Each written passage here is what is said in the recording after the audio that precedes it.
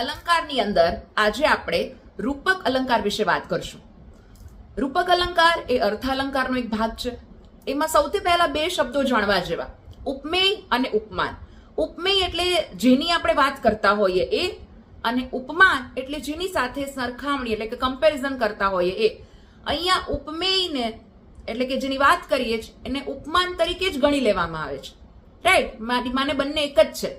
Example આપીને સમજાવું તો દમયંતીનું મુખ તો ચંદ્ર છે, અહીંયા સ્વીકારી લીધું છે, સરખામણી નથી કરી, સ્વીકારી લીધું દમયંતીનું મુખ એ ચંદ્ર છે.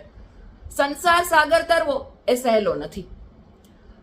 બપોર તો કાળા કૂતરા જેવી છે. ઓકે, તો અહીંયા જે છે એને સ્વીકારી લીધી છે. એમની આંખોમાં લાગણીઓની ભીનાશ હતી. તો અહીંયા ઉપમેય જે છે એને ઉપમાન તરીકે જ સ્વીકારી લેવામાં આવે, એને રૂપક અલંકાર તરીકે ઓળખવામાં આવે છે.